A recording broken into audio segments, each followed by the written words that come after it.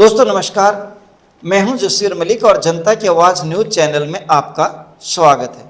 दोस्तों आज हम बात करेंगे उत्तर प्रदेश के सदन न चलने के बाद उत्तर प्रदेश के मुख्यमंत्री श्री योगी आदित्यनाथ द्वारा ऑर्गेनाइज की गई एक प्रेस कॉन्फ्रेंस बारे में। दोस्तों जैसे पार्लियामेंट का सदन चल रहा है ऐसे ही उत्तर प्रदेश विधानसभा का सदन भी चल रहा है, लेकिन उत्तर प्रदेश विधानसभा में भी ऐसा ही जैसे लोकसभा और राज्यसभा में पार्लियामेंट के अंदर हो रहा है ऐसे ही हंगामा हुआ और जो सदन है वो हंगामे की बेट चढ़ गया। लेकिन जैसे ही ऐसा होता है तो उत्तर प्रदेश के मुख्यमंत्री श्री योगी आदित्यनाथ जी आते हैं और एक प्रेस कॉन्फ्रेंस ऑर्गेनाइज करते हैं जिसमें वो अपने सारे पक्ष रखते हैं। सुनिए एक बार श्री योगी आदित्यनाथ जी को कि क्या कह रहे हैं। विधानसभा सत्र को हंगामे के हवाले करना, प्रदेश के युवाओं, किसानों, महिलाओं और गरीबों के साथ भारी अन्याय है। मानसून सत्र में युवाओं के लिए, अन्नदाता किसानों के लिए, आधी आबादी महिलाओं के लिए और गरीबों के लिए नई स्कीम, नई योजनाएं प्रारंभ हो, युवाओं के एम्प्लॉयमेंट के लिए, उनकी स्किलिंग के लिए, अन्नदाता किसानों के लिए कोई नई योजना घोषित हो सके,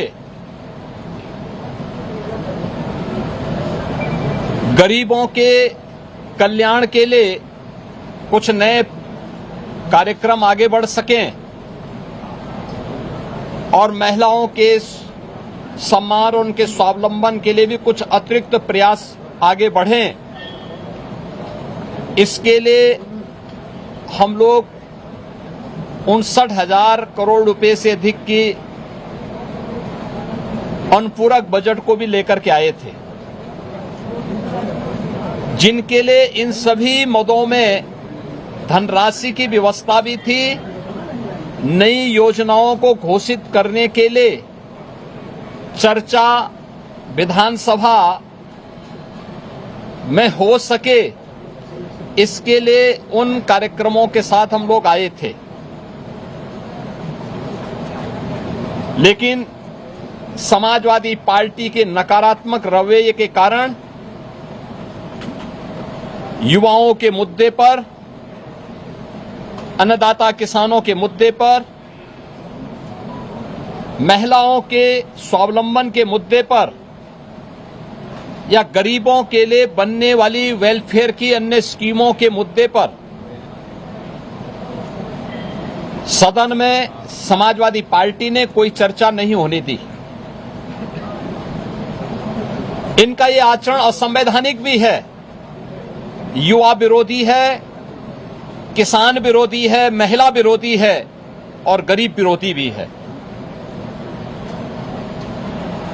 59,000 करोड़ रुपए से अधिक का अनुपूरक बजट इन नई मांगों के साथ साथ प्रदेश के इंफ्रास्ट्रक्चर की स्ट्रेंथनिंग के लिए, एक्सप्रेस वे के नेटवर्क को और बेहतर बनाने के लिए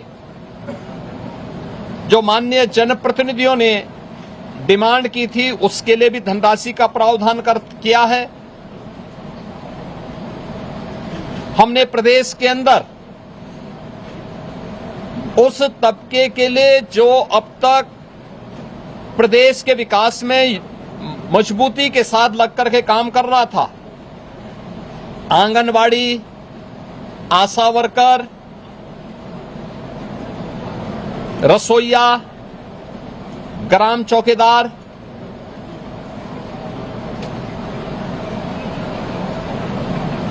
आपके कोटेदार, इन सब के साथ साथ उस हरेक तबके को छूने का प्रयास किया था जिनके मानदेय बढ़ने हैं। निराश्रित महिला पेंशन,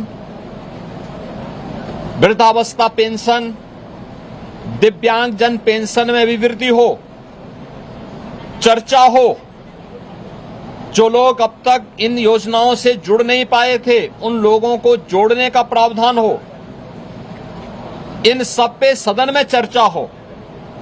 लेकिन समाजवादी पार्टी का नकारात्मक रवैया सदन में और माननीय सदस्यों के द्वारा उठाए जाने वाले इन महत्वपूर्ण मांगों को मजबूती के साथ आगे बढ़ा सके, इसमें रुकावट बनी। लेकिन उस सब के बावजूद विधानसभा ने सप्लीमेंट्री डिमांड को पारित किया है और पारित करने के साथ ही बहुत शीघ्र इन सभी तबके के लिए, मैंने जो कल भी कहा था कि उत्तर प्रदेश सरकार ने आउटसोर्सिंग कमीशन का गठन कर दिया है,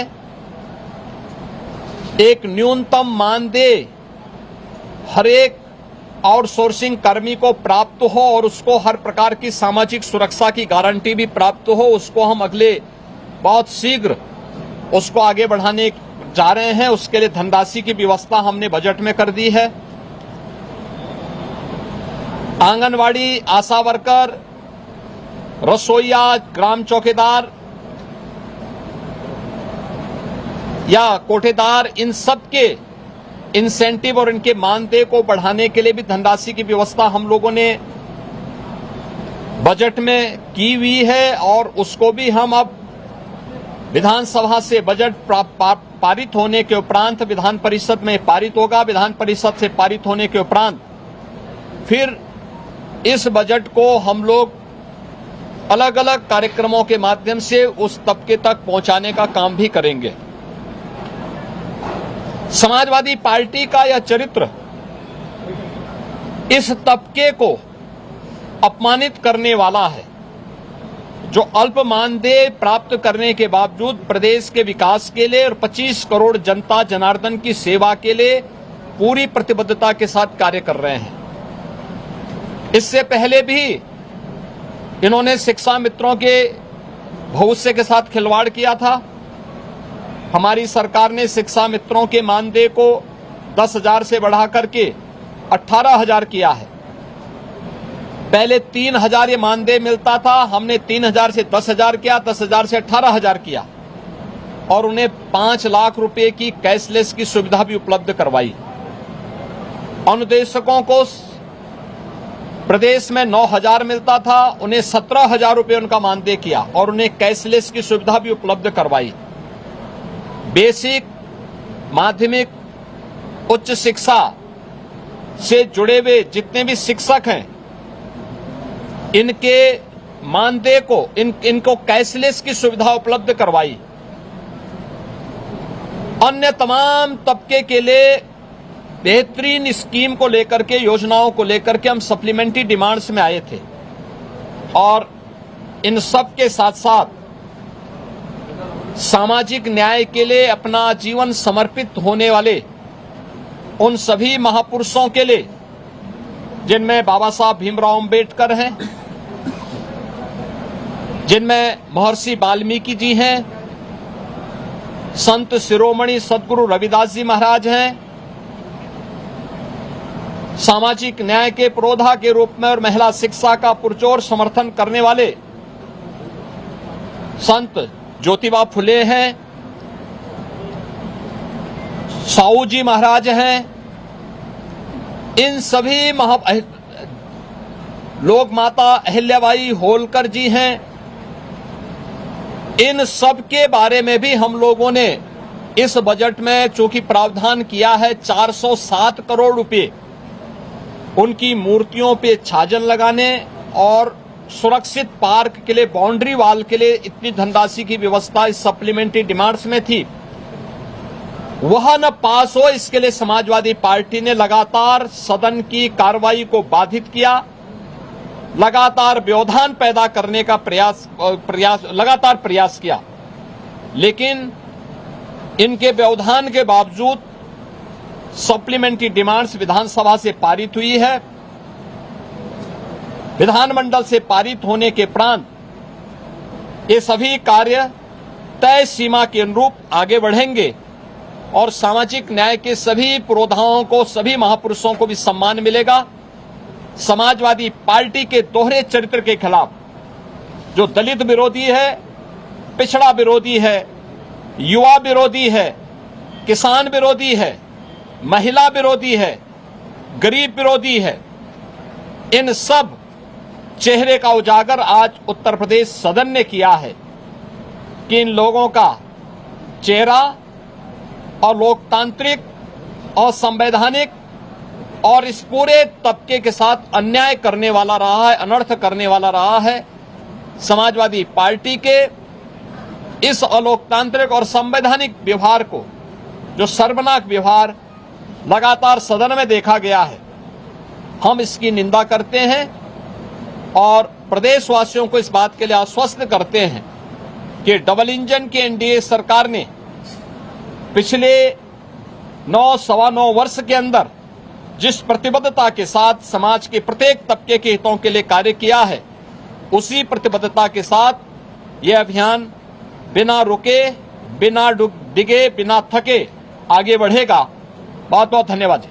यहाँ पे आपने देखा श्री योगी आदित्यनाथ जी ने करारा हमला करते हुए समाजवादी पार्टी को बहुत सारे चीज़ों में बाधा डालने का, या जो चर्चाएं सरकार करना चाहती थी, जो वेलफेयर की चीज़ें सरकार लेके आई थी, उन पर अड़ंगा अटकाने का काम करने का आरोप लगाया। दरअसल विपक्ष हमेशा यही चाहता है कि सत्ता पक्ष को ज़्यादा से ज़्यादा घेरा जाए, और सत्ता पक्ष हमेशा ये चाहता है कि मैं अपनी बात भी कहूँ और अपना सदन भी चलाऊँ। दरअसल हाउस चाहे पार्लियामेंट हो, चाहे विधानसभा हो, वो तभी चलेगा जब पक्ष और विपक्ष दोनों शामिल होंगे। मैं उम्मीद करता हूं कि आज की जो बात है ये प्रेस में आपने देखी, सरकार इन चीज़ों को पूरा करे और विपक्ष जो है वो सदन चलाने में सरकार की मदद करे। मिलते हैं एक अगले विषय में। जय हिंद, जय भारत।